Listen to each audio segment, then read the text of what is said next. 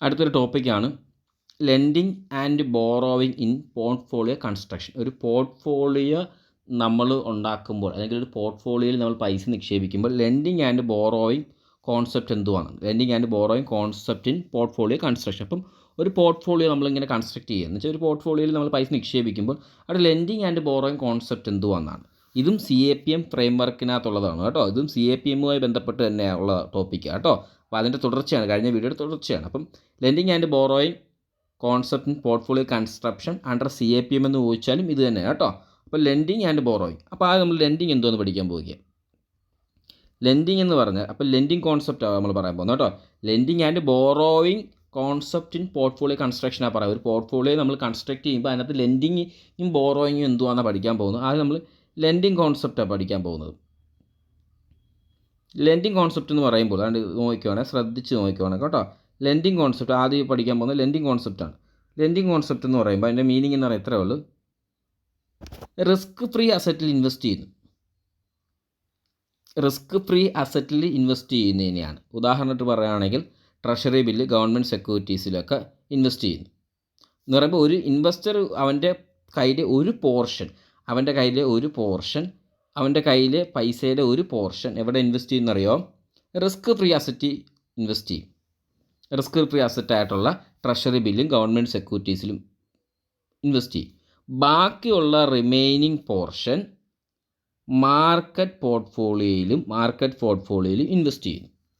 അപ്പം ലെൻഡിങ് എന്ന് പറഞ്ഞാൽ പോർട്ട്ഫോളിയോ കൺസ്ട്രക്ഷൻ്റെ ലെൻഡിങ് കോൺസെപ്റ്റ് എന്ന് പറഞ്ഞാൽ ഇത്രയേ ഉള്ളൂ. ഒരു ഇൻവെസ്റ്റർ അവൻ്റെ കയ്യിലെ പൈസയുടെ ഒരു പോർഷൻ റിസ്ക് ഫ്രീ അസറ്റിൽ ഇൻവെസ്റ്റ് ചെയ്യുന്നു. റിസ്ക് ഫ്രീ അസറ്റ് എന്ന് പറയുമ്പോൾ ട്രഷറി ബില്ലും ഗവൺമെൻറ് സെക്യൂരിറ്റീസുമാണ്. എന്നിട്ട് ബാക്കി കുറച്ച് പൈസ ഉണ്ടല്ലോ, അതെവിടെ നിക്ഷേപിക്കും? മാർക്കറ്റ് പോർട്ട്ഫോളിയോയിൽ നിക്ഷേപിക്കും. ഓക്കെ, ഇനി ഇതിൻ്റെ ഒബ്ജക്റ്റീവ് എന്ന് പറഞ്ഞാൽ എന്താണെന്നറിയോ? മൊത്തത്തിലുള്ള റിസ്ക് കുറയ്ക്കുകയും മാന്യമായിട്ടുള്ളൊരു വരുമാനം നേടിയെടുക്കുക എന്നാണ്. ഓക്കെ, ഒബ്ജക്റ്റീവ് എന്ന് പറഞ്ഞാൽ എന്തുവാണ്? ടോട്ടൽ റിസ്ക് കുറച്ചുകൊണ്ട് മാന്യമായിട്ടുള്ളൊരു വരുമാനം നേടിയെടുക്കുക. Reduce total risk and earn moderate stable return. Okay, ഇനി ഇതിൻ്റെ ക്യാരക്ടറിസ്റ്റിക്സും കൂടെ നമുക്ക് പഠിച്ചാൽ മതി. ഇതിൻ്റെ ക്യാരക്ടറിസ്റ്റിക്സ് എന്ന് പറയുമ്പം വലിയ റിസ്ക് ഒന്നുമില്ല, അതേസമയം സ്റ്റേബിൾ ആയിട്ടുള്ള റിട്ടേണും ഉണ്ട്. ലോ റിസ്ക് ആണ്, സ്റ്റേബിൾ റിട്ടേൺ ആണ്. ഓക്കെ, അപ്പോൾ ഇത്രയും കാര്യങ്ങളാണ് ലെൻഡിങ്ങുമായിട്ട് നിങ്ങൾ പഠിക്കാനുള്ളത്. അപ്പോൾ ലെൻഡിങ്ങുമായി പഠിക്കാനുള്ളത് എന്തുവാണ്? ലെൻഡിങ്ങിൻ്റെ ഒരു മീനിങ് ഇത്രയാണ്. ഇൻവെസ്റ്റർ ഇൻവെസ്റ്റ് ചെയ്യുന്നു, പോർട്ട്ഫോളിയോ ഒരു പോർഷൻ അവൻ്റെ എവിടെ ഇൻവെസ്റ്റ് ചെയ്യുന്നു? റിസ്ക് ഫ്രീ അസറ്റ് ആയിട്ടുള്ള ട്രഷറി ബില്ലും ഗവൺമെൻറ് സെക്യൂരിറ്റിയിൽ നിക്ഷേപിക്കുന്നു. ബാക്കി പൈസ എവിടെ നിക്ഷേപിക്കുന്നു? മാർക്കറ്റ് പോർട്ട്ഫോളിയോയിൽ നിക്ഷേപിക്കുന്നു. ഇതിൻ്റെ ഒബ്ജക്റ്റീവ് എന്ന് പറഞ്ഞാൽ എന്തുവാണ്? അവൻ്റെ റിസ്ക് കുറയ്ക്കുക, മാന്യമായ വരുമാനം നേടിയെടുക്കുക. ഇതിൻ്റെ പ്രത്യേകത എന്ന് പറയുമ്പോൾ എന്തൊക്കെയാണ്? ക്യാരക്ടറിസ്റ്റിക്സ് എന്ന് പറയുമ്പം റിസ്ക് കുറവാണ്, സ്റ്റേബിൾ ആയിട്ടുള്ള റിട്ടേൺ ഉണ്ട്. ഒന്ന് വായിച്ച് നോക്കിയേ. നമ്മൾ ലെൻഡിങ് കോൺസെപ്റ്റ് പറഞ്ഞു കഴിഞ്ഞു. ഇനി അടുത്തതാണ് ബോറോയിങ് കോൺസെപ്റ്റ്. എന്തുവാണ്? ബോറോയിങ് കോൺസെപ്റ്റ് എന്ന് പറയുമ്പോൾ ഒന്നുമില്ല, അതിൻ്റെ സിമ്പിളാണ്. അതിൻ്റെ മീനിങ് ഇതാ കൊടുത്തിരിക്കുന്നു. ബോറോയിങ് കോൺസെപ്റ്റിൻ്റെ മീനിങ് എന്ന് പറഞ്ഞാൽ അവൻ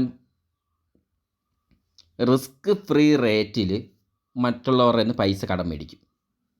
റിസ്ക് ഫ്രീ റേറ്റിൽ മറ്റുള്ളവരിൽ നിന്നും പൈസ കടം മേടിക്കും.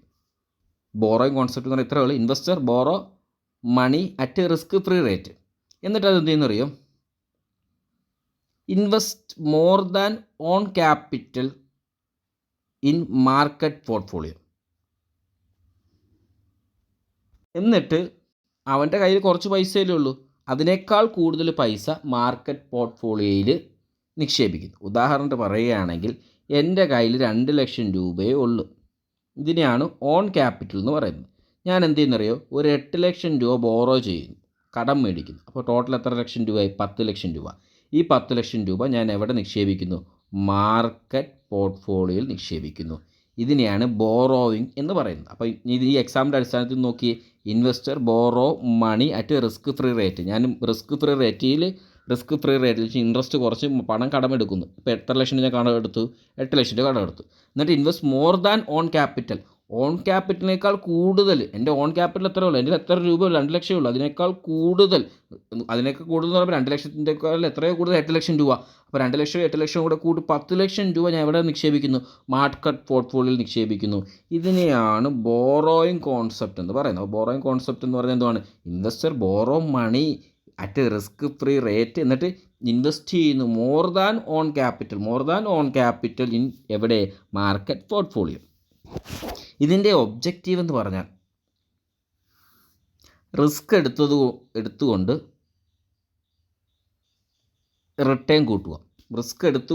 റിട്ടേൺ കൂട്ടുക. Increase expect return by accepting higher risk എടുത്തുകൊണ്ട് എന്ത് കൂട്ടുക? റിട്ടേൺ കൂട്ടുക.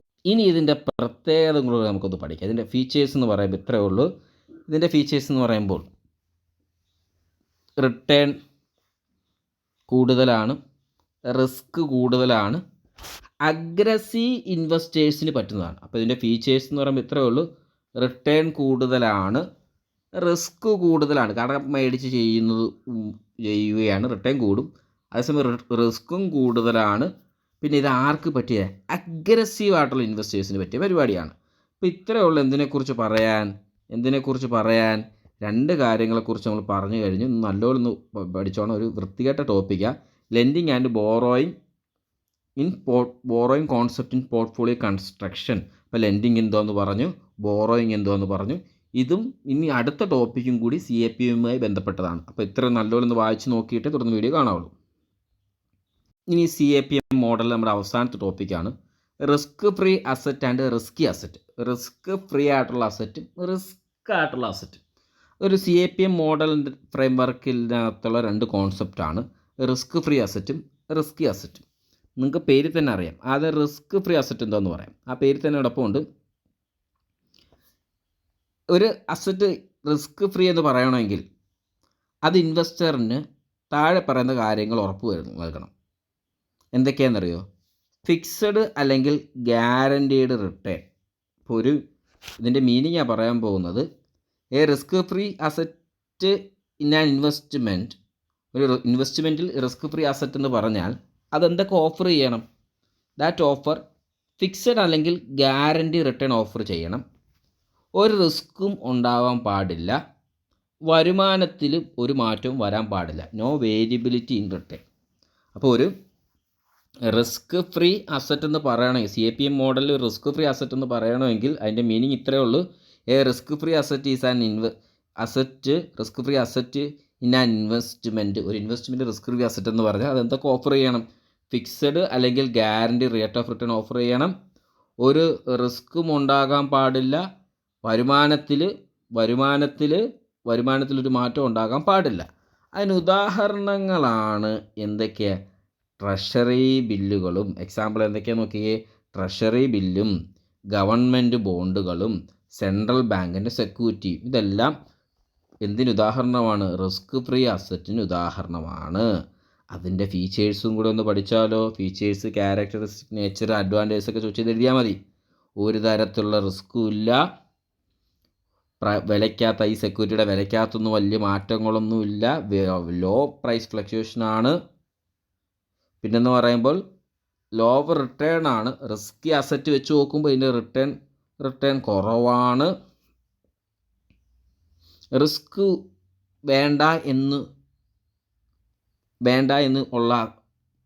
വേണ്ട എന്ന് തീരുമാനിക്കുന്ന ഇൻവെസ്റ്റേഴ്സാണ് ഇത് ചൂസ് ചെയ്യുന്നത്. Used by risk averse investors.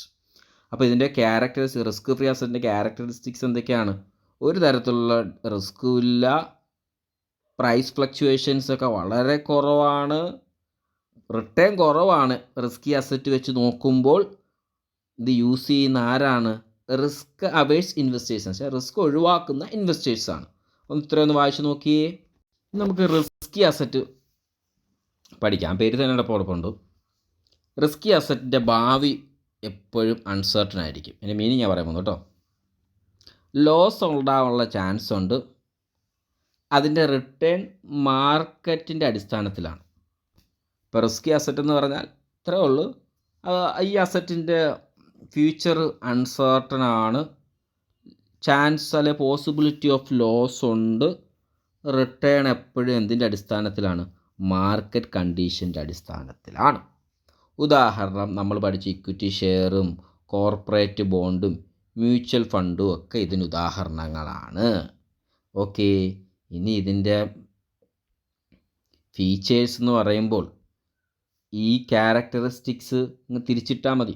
ഇവിടെ പറഞ്ഞിരിക്കുന്ന ക്യാരക്ടറിസ്റ്റിക്സ് നേരെ തിരിച്ചിട്ട് ഇടുമ്പോൾ താണ്ട് ഇവിടെ പറഞ്ഞ റിസ്കി അസറ്റിൻ്റെ ഫീച്ചേഴ്സ് ഇല്ലേ, റിസ്കി അസറ്റിൻ്റെ ഫീച്ചേഴ്സ് ഇല്ലേ, അതങ്ങോട്ട് തിരിച്ചിടുമ്പോൾ ഈ എഴുതിയിരിക്കുന്ന റിസ്ക് ഫ്രീ അസറ്റിൻ്റെ ഫീച്ചേഴ്സ് ഇല്ലേ, അതങ്ങോട്ട് തിരിച്ചിടുമ്പോൾ റിസ്കി അസറ്റിൻ്റെ ഫീച്ചേഴ്സായി.